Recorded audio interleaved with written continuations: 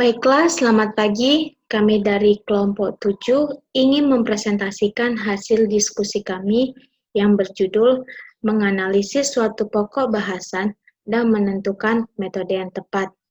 Perkenalkan, nama saya Leni Friska Tamba dengan NIM A1C11935 selaku moderator. Baiklah, materi pertama akan dijelaskan oleh Saudari Nurhayati. Kepada Saudari Nurhayati, kami persilahkan. Baiklah, di sini saya akan menjelaskan pengertian metode pembelajaran. Menurut Sutikno, beliau berpendapat bahwa pengertian metode secara harfiah berarti cara. Metode adalah suatu cara atau prosedur yang digunakan untuk mencapai tujuan tertentu. Metode pembelajaran adalah cara-cara atau teknik penyajian bahan yang akan digunakan oleh guru pada saat menyajikan bahan pelajaran, baik secara individual maupun secara kelompok. Agar tercapainya tujuan pembelajaran yang telah dirumuskan, seorang guru harus mengetahui berbagai metode. Karena dengan pengetahuan mengenai sifat berbagai metode, maka seorang guru akan lebih mudah menetapkan metode yang paling sesuai dengan situasi dan kondisi. Dapat disimpulkan bahwa metode pembelajaran merupakan suatu proses yang sistematis dan teratur yang dilakukan oleh pendidik dalam penyampaian materi kepada muridnya. Dengan adanya cara ini, maka diharapkan proses belajar mengajar bisa berjalan dengan baik. Oleh karena itu, pendidik harus bisa mempelajari metode pembelajaran, di mana hal ini sangat perlu dilakukan guna membuat murid menjadi lebih semangat dalam mengikuti kegiatan belajar di kelas. Bahkan, dengan cara yang tepat dapat membuat murid tidak gampang merasa jenuh atau bosan di dalam kelas. Selanjutnya, metode pembelajaran ini ada bermacam-macam. Di sini saya akan menjelaskan mengenai metode ceramah. Metode ceramah merupakan salah satu metode pengajar yang paling banyak digunakan dalam proses belajar mengajar, di mana metode ini dilakukan dengan cara menyampaikan materi pelajaran kepada peserta didik secara lisan atau dengan langsung. Penggunaan ini sangat praktis dan efisien bagi pemberian pengajaran yang bahannya banyak dan mempunyai banyak peserta didik. Definisi lain ceramah menurut bahasa berasal dari kata lego dalam bahasa Latin yang diartikan secara umum dengan mengajar sebagai akibat guru menyampaikan pelajaran dengan membaca dari buku dengan mendiktekan pelajaran dengan menggunakan buku, kemudian menjadi metode ceramah. Metode ceramah ini sendiri memiliki banyak pengertian menurut beberapa ahli, di antaranya yang pertama, metode ceramah menurut Gilstrap dan Martin. Ceramah berasal dari bahasa Latin yaitu lecture legu, yang berarti membaca, kemudian diartikan secara umum dengan mengajar sebagai akibat dari guru menyampaikan pelajaran dengan membaca dari buku dan mendiktekan pelajaran dengan penggunaan buku. Selanjutnya, menurut Winarno Surahman MED, ceramah adalah penerangan dan penuturan secara lisan oleh guru terhadap kelasnya. Sedangkan murid berperan dengan mendengarkan secara teliti serta mencatat yang pokok dari yang dikemukakan oleh guru. Dan terakhir ada ceramah menurut Wina Sanjaya. Beliau mengemukakan bahwa metode ceramah dapat diartikan sebagai cara menyajikan pelajaran melalui penuturan secara lisan atau penjelasan langsung kepada kelompok siswa. Di mana metode ceramah ini merupakan cara untuk mengimplementasikan strategi pembelajaran ekspositori. Nah, dalam metode ceramah, yang tepat untuk pokok bahasan itu mengenai seperti sistem predik unsur, di mana pada materi ini terdapat banyak penjelasan dan pendidik dapat menentukan pokok-pokok yang perlu dijelaskan kepada siswa. Selain itu juga pada pokok pembahasan sistem predik unsur itu dapat cocok digunakan metode ceramah karena dapat dilakukan dengan mudah karena tidak membutuhkan alat peraga dalam penjelasannya. Selanjutnya, dalam metode ceramah ada beberapa kelebihan, di mana menurut Wina Sanjaya, beliau mengemukakan beberapa kelebihan metode ceramah, di antaranya Ceramah merupakan metode yang murah dan mudah dilakukan. Maksudnya, murah dalam arti proses tidak memerlukan peralatan-peralatan yang lengkap, berbeda dengan metode yang lain seperti demonstrasi atau peragaan. Sedangkan mudah berarti memang ceramah hanya mengandalkan suara guru, dengan demikian tidak terlalu memerlukan persiapan yang rumit. Selanjutnya, ceramah dapat menyajikan materi pelajaran yang luas. Artinya, materi pelajaran yang banyak dapat dirangkum atau dijelaskan pokok-pokoknya oleh guru dalam waktu yang singkat. Selanjutnya, ceramah dapat memberikan pokok-pokok materi yang perlu ditonjolkan. Artinya, guru dapat mengatur pokok-pokok materi mana yang perlu ditekankan sesuai dengan kebutuhan dan tujuan yang ingin dicapai. Selanjutnya, melalui ceramah, guru dapat mengontrol siswa, dapat mengontrol kelas, karena sepenuhnya kelas merupakan tanggung jawab dari guru yang memberikan ceramah. Selanjutnya, organisasi kelas dengan menggunakan ceramah dapat diatur menjadi lebih sederhana, di mana ceramah tidak memerlukan setting kelas yang beragam atau tidak memerlukan persiapan-persiapan yang rumit. Asal siswa dapat menempati tempat duduk untuk mendengarkan guru, maka ceramah sudah dapat dilakukan. Selanjutnya, kelebihan menurut Hisham, Bermawi, dan Sekar. Mereka mengemukakan kelebihan metode ceramah, di antaranya itu ada praktis dari sisi persiapan dan media yang digunakan, efisien dari sisi waktu dan biaya, dapat menyampaikan materi yang banyak, mendorong guru menguasai materi, lebih mudah mengontrol kelas, tidak perlu persiapan, dan siswa dapat langsung menerima ilmu pengetahuan. Selain kelebihan, metode pembelajaran metode ceramah juga ada memiliki kekurangan. Sebagaimana dikemukakan oleh Mina Sanjaya,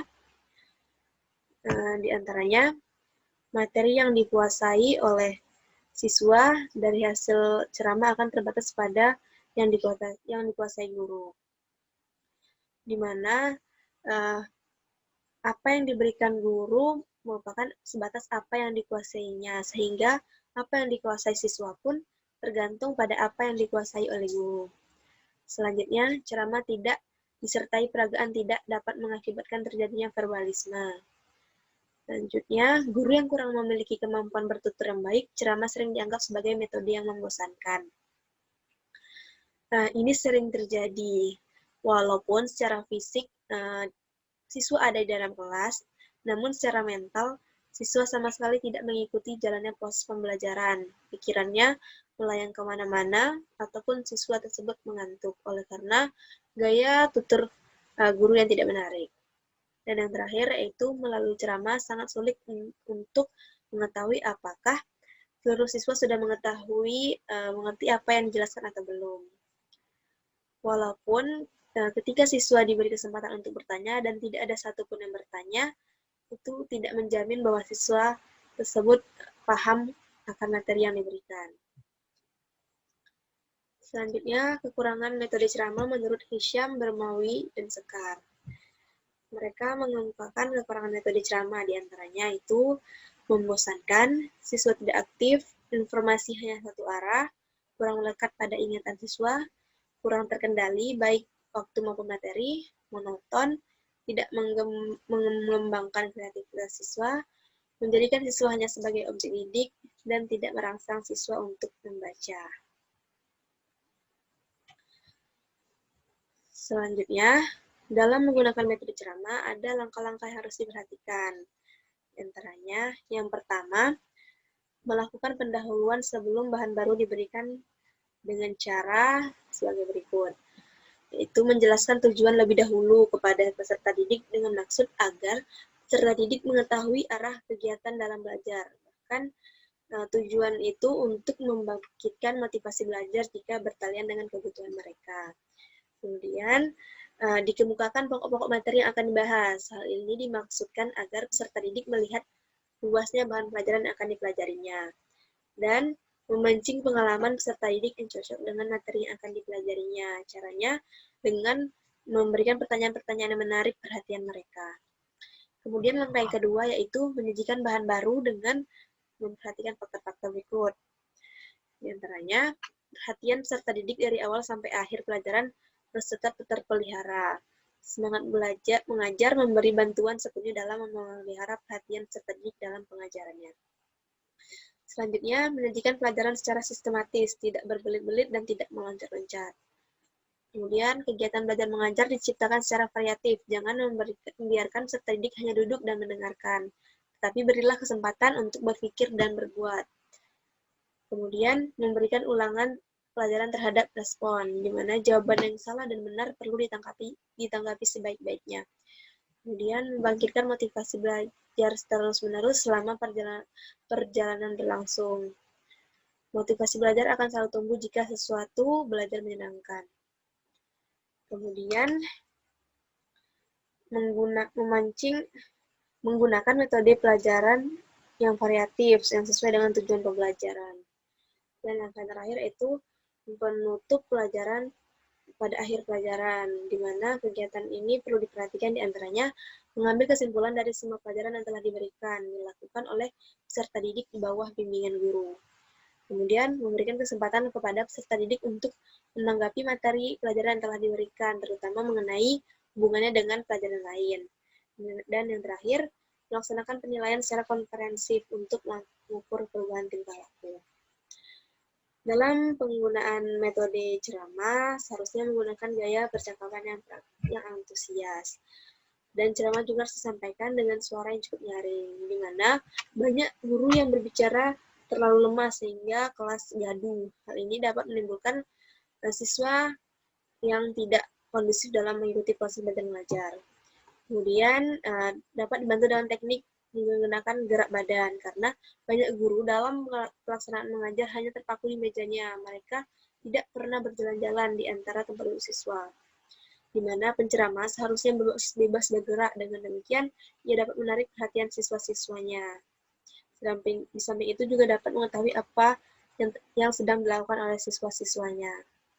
Selanjutnya, metode tanya-jawab. Metode tanya-jawab adalah cara penyajian pelajaran dalam bentuk pertanyaan yang harus dijawab, terutama dari guru kepada siswa, tetapi dapat pula dari siswa terhadap guru. Guru yang demokratis tidak akan menjawab pertanyaan sendiri, tetapi akan melemparkan pertanyaan dari siswa kepada siswa atau kelompok lain tanpa merasa khawatir dinilai tidak dapat menjawab pertanyaan tersebut. Melibatkan suatu kelas dalam tanya-jawab adalah langkah pertama dalam pengajaran satu arah. Ini adalah awal pengenalan bahwa pelajaran berlangsung ketika murid-murid secara verbal maupun intelektual terlibat dalam situasi pengajaran. Nah, di sini kita mencoba mendapatkan interaksi secara verbal. Pengajaran dalam bentuk tanya-jawab akan memberi kesempatan kepada murid-murid untuk merefleksikan keingintahuan dan kebutuhannya akan informasi yang lebih lengkap. Pada saat yang sama, dengan meminta jawaban atas kunci pertanyaan, guru bisa mengetahui kemajuan kelas tersebut. Dalam menggunakan metode tanya jawab, ada beberapa hal yang harus diperhatikan. Yang pertama itu jenis pertanyaan. Kedua, teknik mengajukan pertanyaan.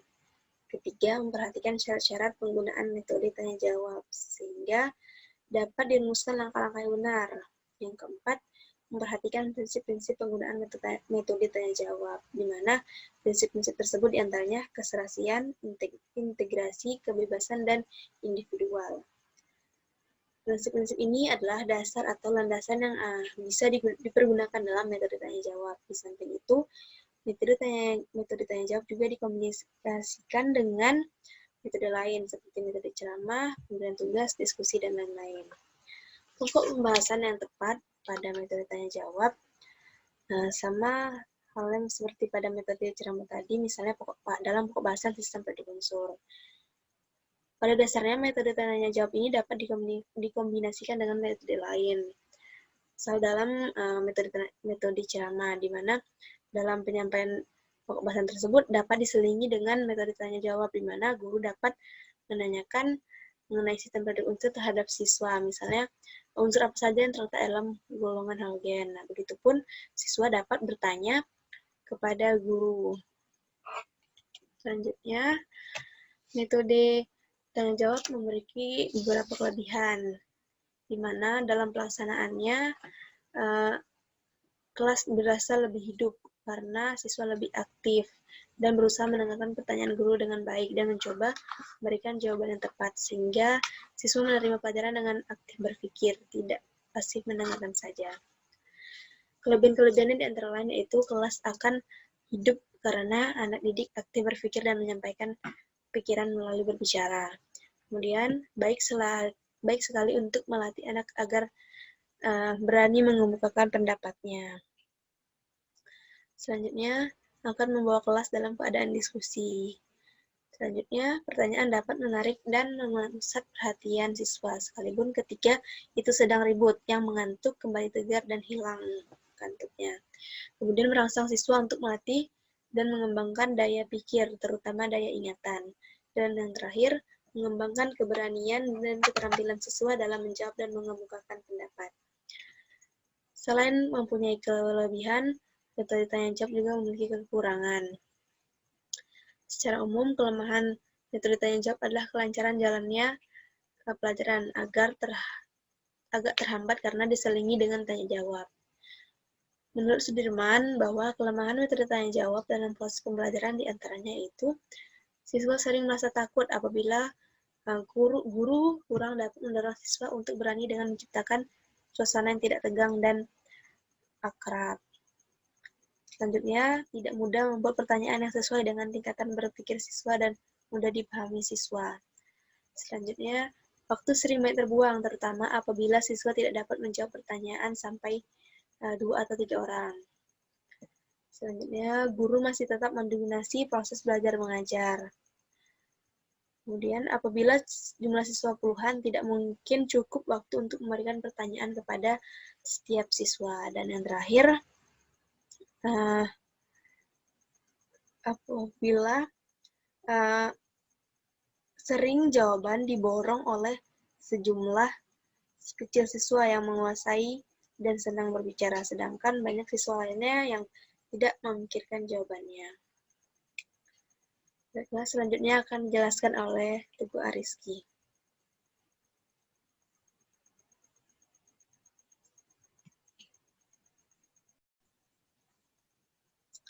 Selanjutnya, dalam menggunakan metode tanya jawab, ada beberapa langkah yang harus diperhatikan. Yang pertama, persiapan.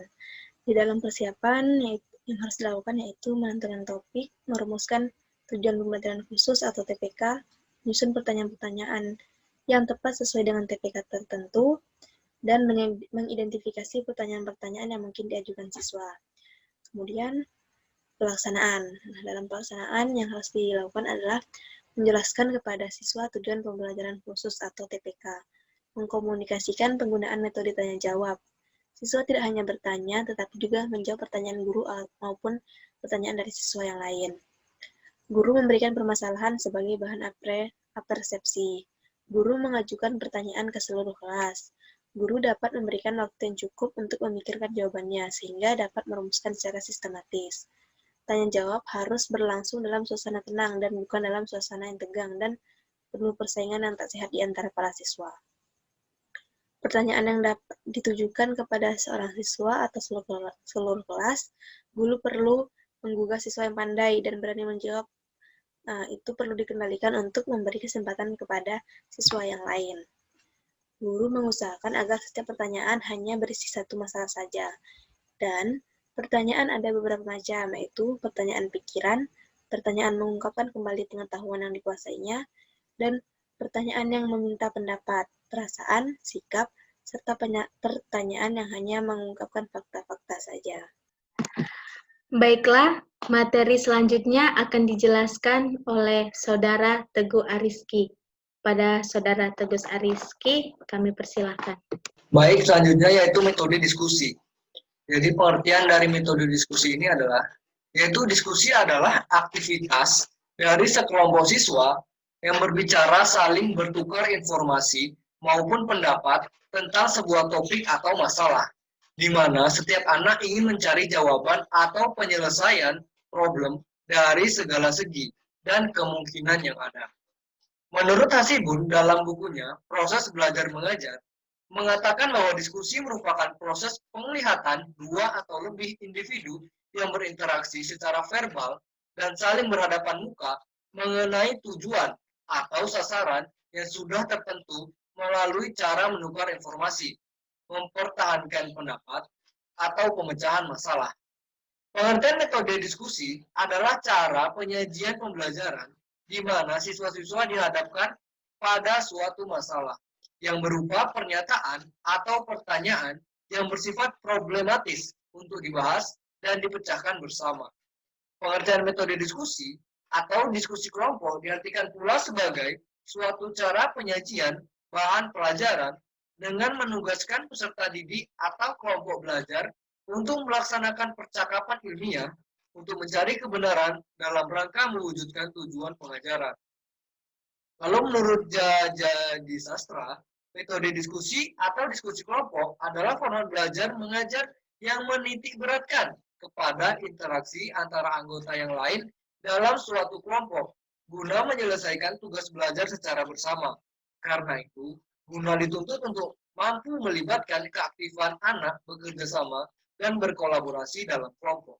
Selanjutnya yaitu kelebihan dari metode diskusi. Menurut Wahab, keunggulan dari metode diskusi adalah sebagai berikut. Yang pertama itu memberikan kemungkinan untuk saling mengemukakan pendapat. Lalu yang kedua, menyebabkan pendekatan yang demokratis. Yang ketiga, mendorong rasa kesatuan. Yang keempat, memperluas pandangan. Yang kelima, menghayati kepemimpinan bersama-sama. Dan yang keenam, membantu mengembangkan kepemimpinan dan meningkatkan pemahaman terhadap diri sendiri maupun terhadap orang lain. Lanjut, secara umum, kelebihan metode diskusi ini, yaitu yang pertama itu merangsang kreativitas siswa dalam bentuk ide, gagasan, atau prakarsa, dan terobosan baru dalam pemecahan suatu masalah. Yang kedua, mengembangkan sikap menghargai pendapat orang lain. Yang ketiga, memperluas wawasan. Dan yang keempat, membina untuk terbiasa musyawarah untuk memperkuat dalam memecahkan masalah. Selain itu, ada juga kekurangan dari metode diskusi ini. Yang pertama itu tidak dapat dipakai pada kelompok yang besar. Yang kedua itu, pembicara terkadang menyimpang, sehingga memerlukan waktu yang panjang. Yang ketiga, mungkin dikuasai oleh orang-orang yang suka berbicara atau ingin menonjolkan diri. Yang keempat, relatif memerlukan waktu yang banyak. Yang kelima, apabila siswa tidak memahami konsep, simulasi tidak akan efektif. Yang keenam, sangat tergantung pada aktivitas siswa. Dan yang ketujuh, adanya siswa yang lambat, kurang minat dan kurang motivasi, simulasi kurang berhasil. Lalu langkah-langkah dalam menggunakan metode diskusi. Nah, langkah penggunaan metode diskusi ini adalah sebagai berikut. Yang pertama itu taraf persiapan meliputi memilih dan menetapkan topik atau tema sekurang-kurangnya, mengidentifikasi masalah yang merupakan alternatif untuk dipilih dan didiskusikan. Yang B, mengidentifikasi dan menetapkan satu atau beberapa sumber, bahan bacaan, atau informasi yang hendak dipelajari oleh siswa. Sehingga kalau memasuki arena diskusi, diharapkan telah membawa bahan pemikiran. Yang ketiga, C, menetapkan atau menyediakan alternatif komposisi dan struktur komunikasi kelompok diskusi. Yang D, menetapkan atau menyediakan alternatif pimpinan diskusi pada guru atau siswa. Yang kedua itu, siswa membentuk kelompok-kelompok diskusi, memilih pimpinan diskusi, ketua, sekretaris, atau pelopor, lalu mengatur tempat duduk, ruangan, dan sebagainya dengan bimbingan guru. Yang ketiga itu siswa berdiskusi dalam kelompoknya masing-masing, sedangkan guru berkeliling dari kelompok yang satu ke kelompok yang lain, menjaga keterlibatan, serta memberikan dorongan dan bantuan agar kelompok berpartisipasi aktif dan diskusi dapat berjalan lancar. Setiap siswa hendaknya mengetahui secara persis apa yang akan didiskusikan dan bagaimana cara berdiskusi. Lalu yang keempat, setiap kelompok harus melaporkan hasil diskusinya. Hasil diskusi dilaporkan, ditanggapi oleh semua siswa, terutama dari kelompok lain. Guru memberikan ulasan dan penjelasan terhadap laporan tersebut. Dan yang kelima, akhirnya Siswa mencatat hasil diskusi, sedangkan guru menyimpulkan laporan hasil diskusi dari setiap kelompok. Selanjutnya itu metode demonstrasi. Pengertian dari metode demonstrasi sendiri yaitu merupakan metode yang sangat efektif sebab membantu siswa untuk mencari jawaban dengan usaha sendiri berdasarkan fakta atau data yang benar. Metode demonstrasi adalah cara penyajian pelajaran dengan memperagakan atau mempertunjukkan kepada peserta didik suatu proses, situasi, atau benda tertentu yang sedang dipelajari, baik dalam bentuk sebenarnya maupun dalam bentuk tiruan, yang dipertunjukkan oleh guru atau sumber belajar lain yang ahli dalam topik bahasa. Menurut Swadi, metode demonstrasi adalah suatu cara penyampaian materi dengan memperagakan suatu proses atau kegiatan. Pengertian metode demonstrasi menurut Syah adalah metode mengajar dengan cara memperagakan barang, kejadian, aturan, dan urutan melakukan kegiatan, baik secara langsung maupun melalui penggunaan media pengajaran yang relevan dengan pokok bahasan atau materi yang sedang disajikan. Dari pengertian di atas, metode demonstrasi dapat simpulkan bahwa metode mengajar yang menggunakan peragaan untuk memperjelas suatu pengertian atau untuk memperlihatkan bagaimana melakukan sesuatu kepada anak didik atau cara guru dalam mengajar dengan memperagakan dan mempertunjukkan kepada siswa suatu proses, situasi, kejadian, urutan melakukan suatu kegiatan atau benda tertentu yang sedang dipelajari, baik dalam bentuk yang sebenarnya maupun tiruan, melalui penggunaan berbagai macam media yang relevan dengan pokok bahasan untuk memudahkan siswa agar kreatif dalam memahami materi. Metode pembelajaran demonstrasi adalah cara penyajian pembelajaran dengan meragakan dan mempertunjukkan suatu proses, situasi, atau benda tertentu yang dipelajari, baik dalam bentuk sebenarnya maupun bentuk tiruan. Dipertunjukkan guru atau sumber belajar lain di depan seluruh siswa. Dengan metode demonstrasi, proses penerimaan siswa terhadap pelajaran akan lebih berkesan secara mendalam, sehingga membentuk pengertian dengan baik dan sempurna. Juga siswa dapat mengamati guru selama proses pembelajaran berlangsung. Ada kelebihan metode demonstrasi ini. Yang pertama itu, melalui metode demonstrasi, terjadinya verbalisme akan dapat dihindari, sebab siswa disuruh langsung memperhatikan bahan pelajaran yang dijelaskan. Yang kedua, proses pembelajaran akan lebih menarik, sebab siswa tak hanya mendengar, tetapi juga melihat peristiwa yang terjadi. Yang ketiga, dengan cara mengamati secara langsung, siswa akan memiliki kesempatan untuk membandingkan antara teori dan kenyataan. Dengan demikian, siswa akan lebih meyakini kebenaran materi pembelajaran. Nah, selain ada kelebihannya, tentu juga ada kekurangannya. Metode demonstrasi ini memerlukan persiapan yang lebih matang, sebab tanpa persiapan yang memadai, demonstrasi bisa gagal, sehingga dapat menyebabkan metode ini tidak efektif lagi. Bahkan sering terjadi, untuk menghasilkan pertunjukan suatu proses tertentu, guru harus beberapa kali mencobanya terlebih dahulu, sehingga dapat memakan waktu yang banyak. Demonstrasi memerlukan peralatan, bahan-bahan, dan tempat yang memadai, yang berarti penggunaan metode ini memerlukan biaya yang lebih mahal dibandingkan dengan metode ceramah.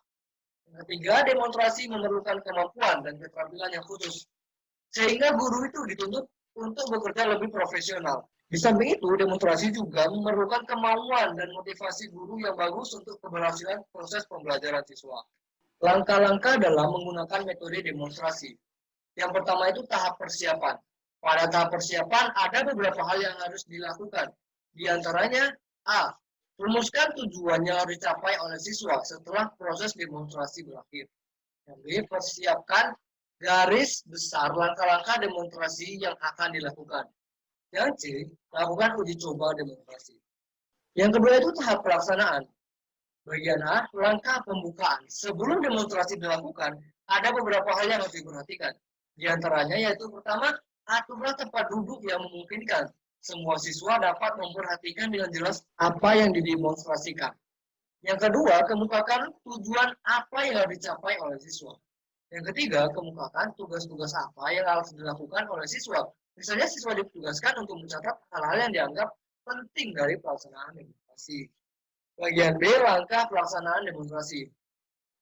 Yang pertama itu mulailah demonstrasi dengan kegiatan-kegiatan yang merangsang siswa untuk berpikir, misalnya melalui pertanyaan-pertanyaan yang mengandung strategi, sehingga mendorong siswa untuk tertarik memperhatikan demonstrasi. Yang kedua itu ciptakan suasana yang menyejukkan dengan menghindari suasana yang menegangkan. Yang ketiga, yakinkan bahwa semua siswa mengikuti jalannya demonstrasi dengan memperhatikan reaksi seluruh siswa. Yang keempat, berikan kesempatan kepada siswa untuk secara aktif memikirkan lebih lanjut sesuai dengan apa yang dilihat dari proses demonstrasi itu. Lalu bagian C, langkah mengakhiri demonstrasi. Apabila demonstrasi telah selesai dilakukan, proses pembelajaran perlu diakhiri dengan memberikan tugas-tugas tertentu yang ada kaitannya dengan pelaksanaan demonstrasi dan proses pencapaian tujuan pembelajaran. Hal ini diperlukan untuk meyakinkan apakah siswa memahami proses demonstrasi itu atau tidak. Selain memberikan tugas yang relevan, ada baiknya guru dan siswa melakukan evaluasi bersama tentang jalannya proses demonstrasi itu untuk perbaikan selanjutnya. Baiklah, di sini saya akan menjelaskan tentang metode eksperimen. Metode eksperimen merupakan salah satu metode yang digunakan dalam pembelajaran di mana siswa diminta untuk melakukan kegiatan eksperimen. Kegiatan eksperimen ini mengajak siswa untuk mengalami dan membuktikan sendiri tentang sesuatu hal yang telah dipelajari. Dalam proses pembelajaran yang menerapkan teknik eksperimen ini, siswa diminta untuk mengalami atau melakukan sendiri suatu kegiatan. Siswa juga diminta untuk mengikuti suatu proses, mengamati objek, maupun keadaan atau proses tersebut. Siswa akan memperoleh pengalaman belajar untuk mengatasi masalah dengan menggunakan pendekatan penyelesaian masalah melalui kegiatan eksperimen. Penggunaan teknik ini mempunyai tujuan agar siswa mampu mencari dan menemukan sendiri berbagai jawaban atau persoalan-persoalan yang dihadapinya dengan mengadakan percobaan sendiri. Juga siswa dapat terlatih dalam cara berpikir yang ilmiah. Dengan eksperimen, siswa menemukan bukti kebenaran dari teori sesuatu yang sedang dipelajarinya. Dalam proses pembelajaran dengan menggunakan metode eksperimen, siswa diberikan kesempatan untuk mengalami sendiri atau melakukan sendiri. Mengikuti suatu proses, mengamati suatu objek, menganalisis, membuktikan dan menarik kesimpulan sendiri mengenai suatu objek, keadaan, atau proses tertentu. Dari uraian di atas, maka terlihat bahwa metode eksperimen berbeda dengan metode demonstrasi. Kalau metode demonstrasi hanya menekankan pada proses terjadinya dan mengabaikan hasil, sedangkan pada metode eksperimen penekanannya adalah kepada proses sampai kepada hasil. Metode eksperimen ini cocok biasanya digunakan oleh siswa pada saat melakukan percobaan di laboratorium. Contoh percobaan yang dilakukan yaitu menentukan asam basa dengan menggunakan kertas lakmus. Nah, dari hasil percobaan yang siswa lakukan itu, siswa dapat menemukan bukti kebenaran dari percobaan yang mereka lakukan. Metode eksperimen memiliki kelebihan dan kekurangannya. Baik, di sini saya akan menjelaskan tentang kelebihan metode eksperimen terlebih dahulu. Kelebihan dari metode eksperimen ini yaitu metode ini dapat membuat anak didik lebih percaya atas kebenaran atau kesimpulan berdasarkan percobaan sendiri daripada hanya menerima kata guru atau buku. Anak didik dapat mengembangkan sikap untuk mengadakan studi eksplorasi atau menjelajahi tentang ilmu dan teknologi. Dengan metode ini, akan terbina manusia yang dapat membawa terobosan-terobosan baru dengan penemuan. Anak didik memperoleh pengalaman dan keterampilan dalam melakukan eksperimen. Siswa terlibat aktif mengumpulkan fakta dan informasi yang diperlukan untuk percobaan. Dapat menggunakan dan melaksanakan prosedur metode ilmiah dan berpikir ilmiah. Dan dapat memperkaya pengalaman dan berpikir siswa dengan hal-hal yang bersifat objektif, realitas, dan menghilangkan verbalisme. Selanjutnya yaitu kekurangan metode eksperimen. Adapun kekurangan dari metode eksperimen, yaitu yang pertama, tidak cukupnya alat-alat mengakibatkan tidak setiap anak didik berkesempatan mengadakan eksperimen. Yang kedua, jika eksperimen memerlukan jangka waktu yang lama, anak didik harus menanti untuk melanjutkan pelajaran.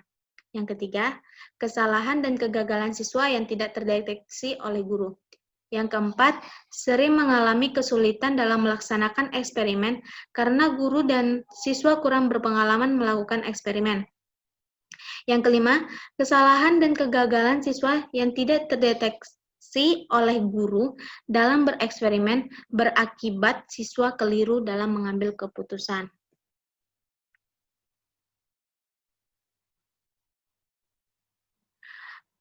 Adapun langkah-langkah dalam menggunakan metode eksperimen, yaitu yang pertama, persiapan. Persiapan merupakan langkah awal dalam metode eksperimen.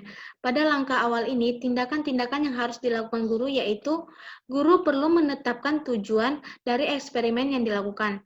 Guru perlu mempersiapkan alat dan bahan yang dibutuhkan dalam eksperimen dan tempat yang diperlukan untuk pelaksanaan kegiatan eksperimen.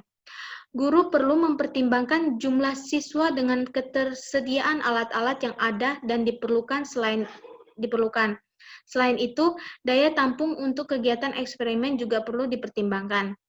Guru perlu melakukan pertimbangan apakah eksperimen yang dilakukan diberikan untuk semua siswa secara langsung atau diberikan secara bergantian. Guru dan siswa perlu untuk memperhatikan tentang tata tertib atau peraturan, khususnya yang berhubungan dengan alat dan bahan yang digunakan. Guru memberikan penjelasan tentang hal-hal yang harus diperhatikan. Selain itu, memberikan penjelasan tentang tahapan dan bahasa yang akan ditemui yang berhubungan dengan kegiatan eksperimen. Langkah yang kedua yaitu pelaksanaan eksperimen. Pada tahapan ini, terdapat beberapa tindakan yang perlu dilakukan, yaitu sebagai berikut. Pada pelaksanaan eksperimen ini, siswa sudah diminta untuk memulai kegiatan eksperimen. Ketika eksperimen sedang berlangsung, siswa diminta untuk memperhatikan penjelasan dari guru dan mengalami proses dari eksperimen dan melakukan kegiatan diskusi tentang gejala yang muncul.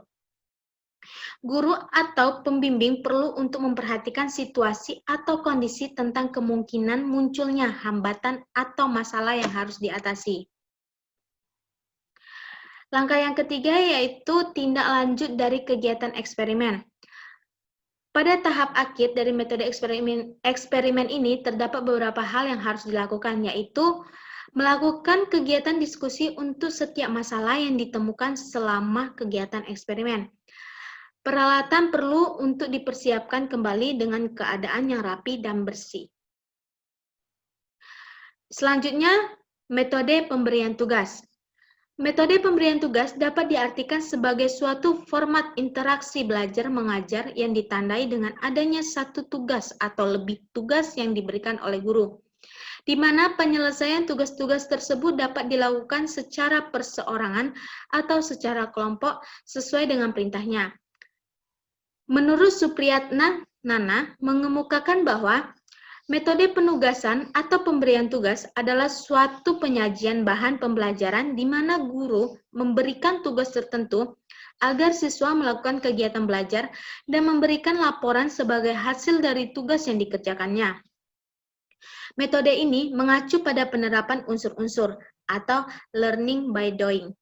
Dari dua pengertian di atas dapat disimpulkan bahwa metode pemberian tugas adalah suatu penyajian bahan pembelajaran dengan cara guru memberikan tugas tertentu agar diselesaikan siswa sebagai salah satu bentuk kegiatan belajarnya, baik secara individu ataupun kelompok, dan adanya laporan sebagai hasil dari tugas tersebut tanpa terikat dengan tempat. Pada dasarnya, pengertian metode ini adalah metode yang memberi tugas kepada siswa untuk diselesaikan, diperiksa, kemudian dinilai. Metode pemberian tugas adalah suatu cara penyajian pelajaran dengan cara guru memberi tugas tertentu kepada siswa dalam waktu yang telah ditentukan, dan kemudian siswa mempertanggungjawabkan tugas yang dibebankan kepadanya.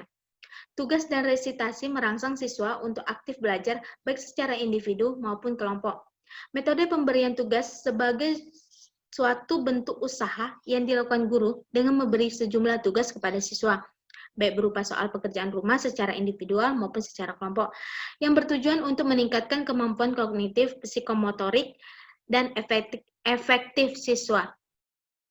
Belajar dengan metode pemberian tugas dapat mengarahkan siswa untuk lebih mandiri dalam menyelesaikan tugas yang diberikan serta menuntut tanggung jawabnya terhadap jawaban yang diberikan.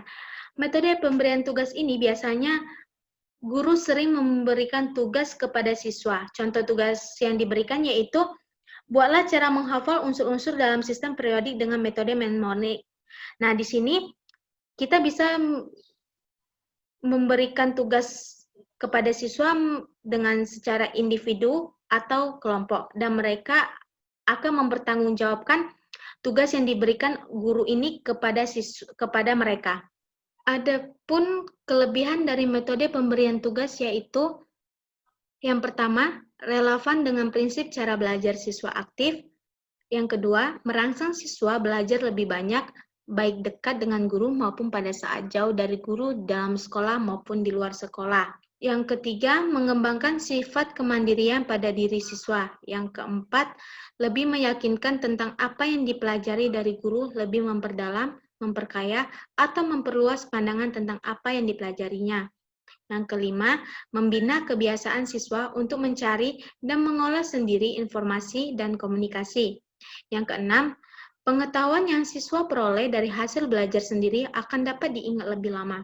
Yang ketujuh, merangsang kegairahan belajar siswa karena dapat melakukan dengan bervariasi. Yang kedelapan, membina tanggung jawab dan disiplin siswa. Yang kesembilan, mengembangkan kreativitas siswa.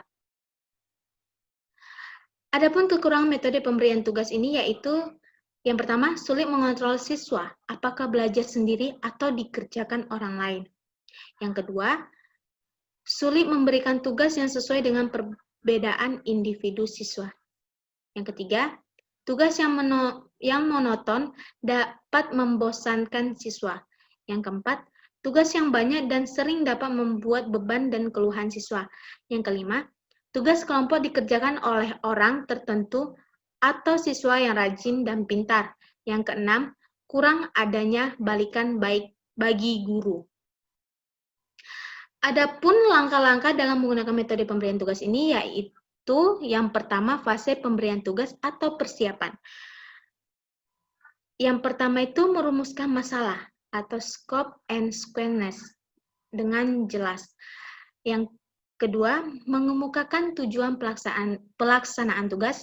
Yang ketiga, menentukan jenis tugas, kelompok atau individu. Yang keempat, memberikan penjelasan atau pengarahan sebelum pengarahan tugas. Yang kelima, memberikan petunjuk atau sumber yang dapat membantu pekerjaan siswa. Yang keenam, menentukan limit waktu pelaksanaan. Langkah yang kedua yaitu fase pelaksanaan tugas. Mengadakan bimbingan atau pengawasan dalam pelaksanaan tugas, memberikan motivasi atau dorongan sehingga anak mau bekerja, memberikan pelayanan kebutuhan, diusahakan atau dikerjakan oleh siswa sendiri, tidak menyuruh orang lain. Dianjurkan agar siswa mencatat hasil-hasil yang ia peroleh dengan baik dan sistematik. Langkah yang ketiga yaitu fase pertanggungjawaban tugas. Laporan secara lisan atau tulisan, tindakan atau demonstrasi.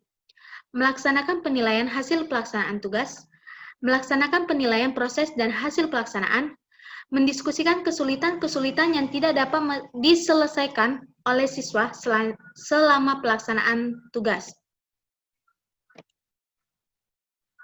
Baiklah, sekian dari hasil presentasi kami. Jika ada kesalahan, kami mohon maaf. Saya akhiri. Sekian dan terima kasih.